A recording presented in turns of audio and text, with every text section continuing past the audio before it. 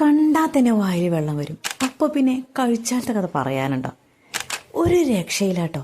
കടയിൽ നിന്ന് വാങ്ങിക്കുന്ന അതേ ടേസ്റ്റിൽ അതേ സ്മെല്ലിൽ നിങ്ങൾക്കൊരു കപ്പ ബിരിയാണി വേണമെന്നുണ്ടെങ്കിൽ ഈ റെസിപ്പി സ്കിപ്പ് ചെയ്യാതെ കണ്ടു. അടിപൊളി ടേസ്റ്റാണ് കേട്ടോ. ഞാൻ ഉണ്ടാക്കിയോണ്ട് പറയല്ല, സത്യം പറഞ്ഞാൽ നല്ല ടേസ്റ്റ് ഉണ്ടായിരുന്നു. എന്ത് രസമാണ് കഴിക്കാനായിട്ട്. ശരിക്കുമായൊരു ബീഫിൻ്റെ ഫ്ലേവറൊക്കെ ആ കപ്പയിലേക്ക് ഇങ്ങോട്ട് ഇറങ്ങിയിട്ട് പൊളിയാട്ടോ. അപ്പോൾ നമുക്കിത് എങ്ങനെയാണ് റെഡിയാക്കുന്നതെന്ന് നോക്കാം. നമ്മൾ കിച്ചണിൽ കയറുമ്പോൾ കിച്ചൺ ഇങ്ങനെ എപ്പോഴും ക്ലീനായിട്ട് കിടക്കണാണുമ്പോൾ നല്ലൊരു ഉന്മേഷമാണല്ലേ. നമുക്ക് ജോലിയൊക്കെ തുടങ്ങാൻ ഭയങ്കര സ്റ്റാർട്ട് ചെയ്യാനൊക്കെ ഒരു പ്രത്യേക ഒരു ഉന്മേഷം വരും അല്ലേ. അപ്പോൾ നമുക്ക് സവാളൊക്കെ ഞാൻ ഇവിടെ ആദ്യമേ ഉള്ളുകൊണ്ട് അരിഞ്ഞു വെക്കും കേട്ടോ. അരിയാനായിട്ട് യാതൊരു പ്രശ്നമില്ല, ഉമ്മൊക്കെ അരിഞ്ഞു തരും. അപ്പോൾ സവാള ആദ്യം വെളിച്ചെണ്ണ ഒഴിച്ചിട്ട് ഒന്ന് വഴറ്റിയതിന് ശേഷം നമ്മുടെ പച്ചമസാല, ഇഞ്ചി, പച്ചമുളക്, വെളുത്തുള്ളി, ഈ പച്ചമസാല ഇട്ടതിന് ശേഷം അതിലേക്ക് 1/2 ടീസ്പൂൺ മഞ്ഞൾപ്പൊടി, പിന്നെ ഞാനിവിടെ മട്ടൻ മസാല അല്ലെങ്കിൽ ബീഫ് മസാല ഏത് വേണമെങ്കിലും നിങ്ങൾക്കിടാം, അതിട്ട് കൊടുത്തിട്ടുണ്ട്. പിന്നെ ഒരു കുറച്ച് മുളക് പൊടിയും കൂടി ഞാൻ ഇട്ട് കൊടുത്തിട്ടുണ്ട്. നന്നായിട്ടൊന്ന് വഴറ്റാട്ടോ.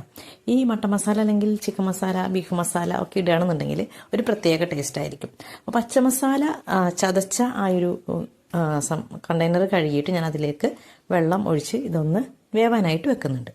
അപ്പോൾ അത് വേവട്ടെ. അപ്പോഴേക്കും നമുക്ക് നമ്മുടെ കപ്പനെ അരിഞ്ഞ് കുഞ്ഞാക്കി വെച്ചിട്ടുണ്ട്, അതിനെ നമുക്ക് വേവിച്ചെടുക്കാം. അപ്പോൾ നമ്മുടെ ബീഫ് ഇവിടെ റെഡിയായി വന്നിട്ടുണ്ട്. ഒരു പരന്ന പാത്രത്തിലേക്ക്, നമ്മൾ ബിരിയാണിയൊക്കെ ദമ്മിടുന്ന പാത്രം ഉണ്ടല്ലോ, അതിലേക്ക് നമ്മുടെ ബീഫിനെ ഒന്ന് കൂട്ടാം. അപ്പോൾ നന്നായിട്ട് വെന്ത് വന്നിട്ടുണ്ട് കേട്ടോ നമ്മുടെ ബീഫ്. അപ്പോൾ അതിലേക്ക് ഞാൻ എന്ത് ചെയ്ത് ആദ്യം കുറച്ച് ഗരം മസാല ഇട്ട് കൊടുത്തിട്ടുണ്ട്. അതിന് മേലെ കുറച്ച് കുരുമുളക് പൊടി ഇട്ട് കൊടുക്കുന്നുണ്ട്. ഇനി നമുക്ക് ഒരു പാൻ വെച്ചിട്ട് അതിലേക്ക് വെളിച്ചെണ്ണ ഒഴിച്ച് കുറച്ച് കടുക് ഇടുക, കുറച്ച് വേപ്പിൻ്റെ ഇല ഇടുക, കുറച്ച് നാളികേരം ഇട്ടിട്ട് ഒന്ന് ചുവന്നനെ വറുത്തെടുക്കുക കേട്ടോ.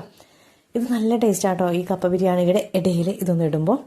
അപ്പോൾ നമ്മുടെ ബീഫിൻ്റെ മേലെ ആദ്യം കപ്പ വെന്തത് ഇട്ട് കൊടുക്കാം.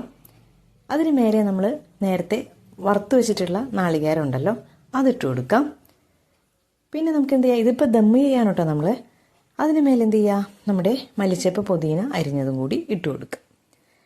ഇനി നമുക്ക് എന്ത് ചെയ്യുക, നന്നായിട്ട് മൂടി വെച്ചിട്ട് ഒന്ന് ലോ ഫ്ലെയിമിൽ ഒന്ന് ഇട്ട് കൊടുക്കാം. കുറച്ച് ഒരു 10-15 മിനിറ്റൊക്കെ ഇട്ട് കൊടുക്കുക കേട്ടോ. എൻ്റെ പൊന്നോ, ഈ സമയത്തുണ്ടല്ലോ, ഈ ഒരു മൂടി തുറക്കുന്ന സമയത്ത് ഒരു പ്രത്യേക സ്മെല്ലാണ്. എങ്ങനെയുണ്ട് നമ്മുടെ കപ്പ ബിരിയാണി? എളുപ്പമല്ലേ? അപ്പം എല്ലാവരും കപ്പ കിട്ടുമ്പോൾ, ബീഫ് കിട്ടുമ്പോൾ ഇതൊന്ന് റെഡിയാക്കി നോക്കുക. ഒരു രക്ഷയില്ലാത്ത ടേസ്റ്റാണ്. പിന്നെ ഒന്ന് സപ്പോർട്ട് ചെയ്തേക്കണേ. സബ് ചെയ്യാത്തവരാണെങ്കിൽ ഒന്ന് സബ് ചെയ്യുക. ഫേസ്ബുക്കിലാണ് കാണുന്നുണ്ടെങ്കിൽ ഒന്ന് ഫോളോ ചെയ്തേക്കണേ. അപ്പോൾ ഓക്കെ, ബൈ.